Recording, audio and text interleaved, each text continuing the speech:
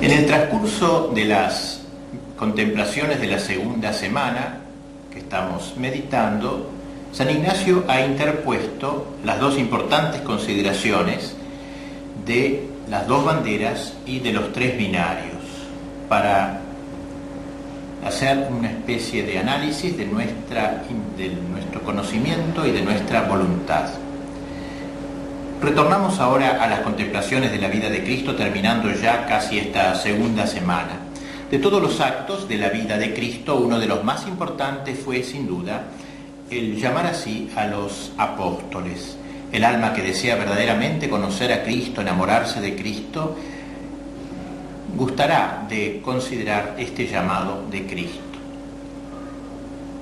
El primer preámbulo es la historia que debo contemplar, y en este caso es los diversos llamados de Cristo. Como sabemos por el Evangelio, a unos los llamó más en la intimidad, a otros los llamó mientras estaban pescando en el lago de Genesaret, a unos los llamó súbitamente, ven y sígueme, a otros de manera reiterada, suavemente, distintos llamados. No nos interesa tanto especificar los diversos llamados, sino el hecho de que Cristo se digne llamar a los apóstoles. La composición del lugar podemos hacerla frente a esta imagen que tenemos ahora delante, como si Cristo hablara, digamos así, al oído al apóstol: ven y sígueme. La petición es la sólita de esta segunda semana: conocimiento interno del Señor, que por mí se ha hecho hombre, para que más lo ame y le siga. Podemos ir considerando ahora diversos aspectos de este llamamiento de Cristo a los apóstoles. Y ante todo, ¿por quién son llamados? Son llamados por el mismo Cristo. Esa frase tan fuerte del Señor y que tanto nos impresiona: no sois vosotros los que me habéis elegido, sino que soy yo el que os he elegido. Y en otro lugar, en la última cena, dirá Cristo que había llamado a aquellos a quienes el Padre le había dado. Tuyos eran, Padre, y me los diste. Es decir, Cristo los ha elegido, no son ellos los que han tenido la iniciativa de seguirlo. Podemos asimismo preguntarnos de dónde son llamados los apóstoles. En realidad son llamados desde el fondo de su miseria. Miseria aún en su condición social. No eran generalmente de clases cultas, superiores. Uno era publicano, que era un oficio muy desagradable para los judíos, el que cobraba los impuestos. Otros eran pescadores, en fin, eran situaciones, digamos así, en las clases sociales bastante bajas. Es decir, lo llama de cierta miseria social. Asimismo, miserias morales. Vemos cómo en el contacto con Cristo van revelando la poquedad de su corazón. Por lo pronto, poca inteligencia, no captan las cosas que les enseña Cristo. Y además, llenos de defectos, discuten entre sí por tonteras, están envidiosos entre sí. Cuando Cristo le dice a uno que los va a llamar, uno va a estar a la diestra o a la siniestra, y todos se enojan a ver quién será el que estará a tu diestra, etc. Poca inteligencia, pues, para las cosas divinas. Están totalmente abocados a las cosas temporales. No entienden el reino de Dios. Creen que el reino de Dios es un reino de la tierra, mesiánico.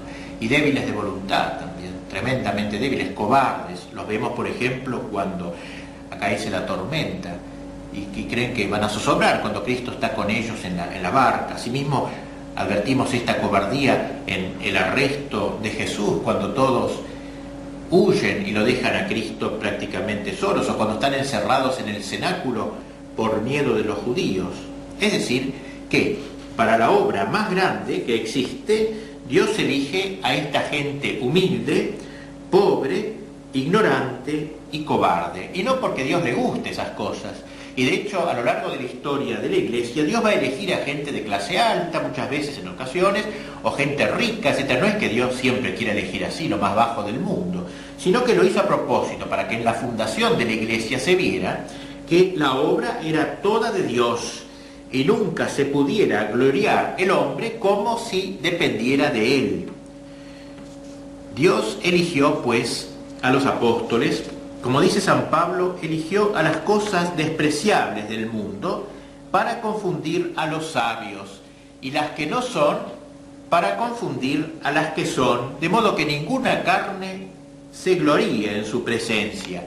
Y San Agustín llegó a escribir: eligió a los apóstoles suyos, los eligió pobres, deshonrados, sin letras, para que todo lo grande que hiciesen quedase claro que era Él el que los hacía en ellos y era Él el que obraba a través de ellos. Esto nos anima a nosotros también. Reflexionemos en esto y tengamos ánimo a pesar de nuestras cobardías. De una manera siempre Cristo ha tenido la primacía, Él nos ha elegido. Hay que saber que hay solamente una cosa necesaria: ponerse en sus manos y dejarse formar por Él. ¿De dónde fueron llamados? Pues de su miseria. ¿Pero a dónde fueron llamados? ¿A qué son llamados? A una función que es un servicio y una dignidad. Ante todo un servicio, servicio de Dios, servicio de los hombres para llevarlos a la salvación, pero también una dignidad. Cristo los hizo partícipes de su dignidad. A uno de ellos les dio el primado y a todos les confirió su autoridad. El que a vosotros oye, a mí me oye. Le dio su misión. Así como el Padre me ha enviado, así yo también os envío a vosotros.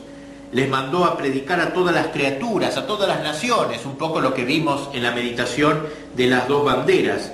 Les dio facultad para perdonar los pecados, les permitió ofrecer el santo sacrificio, les permitió ordenar nuevos sacerdotes, perenizando así la salvación. Los llamó una santidad altísima. Vosotros sois la sal de la tierra, vosotros sois la luz del mundo. Una santidad semejante a la de Cristo.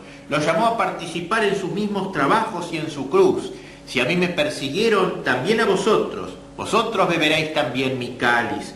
Y también les prometió su gloria.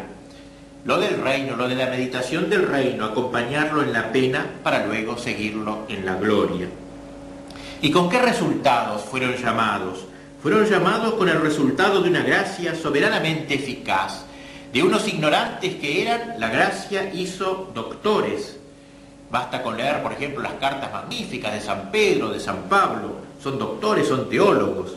De unos pobres en virtudes, la gracia hizo santos. De unos débiles y cobardes, la gracia hizo mártires, ya que todos ellos prácticamente murieron mártires. Pero la gracia no suprime la libertad y por eso uno de ellos tiene por nombre Judas. Cristo lo fue formando. Podríamos decir que dedicó la mayor parte de su tiempo a estar con ellos, a hablarles al oído. Con cariño y paciencia lo fue formando uno a uno. Consagró Cristo a este ministerio casi toda su vida pública.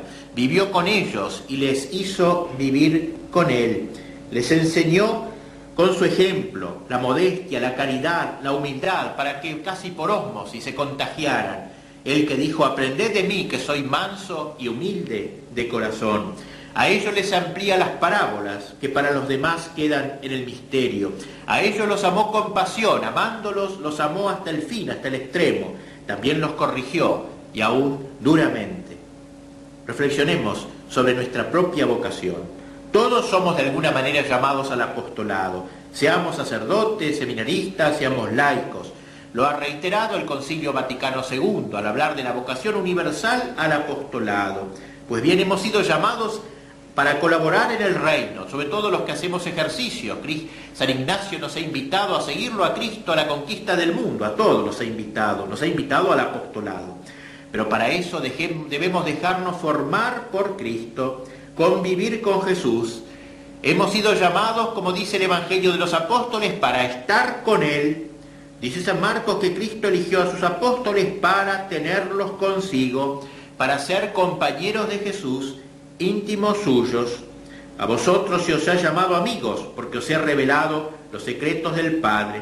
El único método para ser verdaderos apóstoles es vivir con Él, convivir con Él, conocerlo en sus detalles, en sus criterios, en sus esperanzas y alegrías, como lo estamos haciendo en los ejercicios, acompañándolo en sus misterios. Conocerlo en sus detalles, en sus criterios, como los apóstoles lo conocían hasta por el modo de ponerse el turbante, por el modo de partir el pan. Cristo los forma en comunidad para que estén con Él y de allí los envía al apostolado. Esa es la verdadera preparación para el apostolado. De aquí parte la eficacia del apostolado, del corazón de Cristo. Y debemos decir aquí una palabra sobre esa virtud tan espléndida que es el celo de las almas. El celo es la expresión más espléndida de la caridad. Esta palabra celo es una palabra de origen griego que tiene dos sentidos.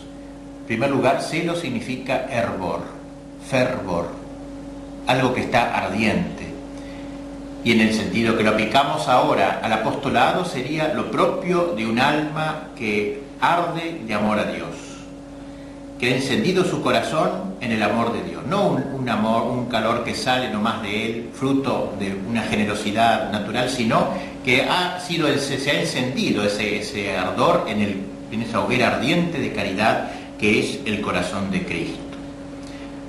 Cada uno vale por la llama que lleva dentro de sí. En realidad, hoy se nos exige como nunca el apostolado, máximo lo que hemos hecho ejercicios, ya que si hoy uno no es apóstol, fácilmente acaba por ser apóstata. Y si los que somos católicos no ardemos, el mundo va a morir de frío. Por tanto, necesitamos crear en nosotros un alma ardiente, que es lo contrario del alma fría, del alma tibia, del católico, digamos así, que no es efusivo, expansivo de su fe, que es como un incendio que debe expandirse en un cañaveral. Y el segundo sentido de la palabra celo es un sentido más conocido en el lenguaje vulgar, sería en el campo nupcial. Celo siente el marido que se considera traicionado o la mujer a su vez que se considera abandonada por su marido. Y en este sentido también debemos decir que Cristo ha querido señalarse como el esposo de las almas. Ha muerto por cada uno de nosotros, ha desposado con cada uno de nosotros. Pues bien, muchas almas lo abandonan al esposo divino, se van en busca de un amante. Y entonces el enamorado de Jesucristo siente el celo, es decir, una santa indignación, que no lo lleva tanto a condenar al que se ha separado de Cristo, sino a buscarlo, porque ama al esposo, es como el amigo del esposo, siente celo al ver que el esposo divino es traicionado, y entonces se pone en busca de la oveja perdida, de la esposa, del amante que ha abandonado al esposo divino. Doble sentido de la palabra celo, que nos muestra cómo el celo y el apostolado es la flor más hermosa de la caridad. Si Cristo dijo que dar un vaso de agua no quedará recompensa, ¿qué será dar un vaso de gracia al prójimo? Que eso es el celo. Entender es que este celo debe brotar de Cristo, atravesarnos a nosotros y llegar a los demás. Debe ser, como dice Santo Tomás, entregar lo que previamente he contemplado. Solamente del costado de Cristo, del corazón de Cristo, del sagrario, de la oración, podré sacar la fuerza como un vaso que se llena hasta el borde para luego poder rebalsar.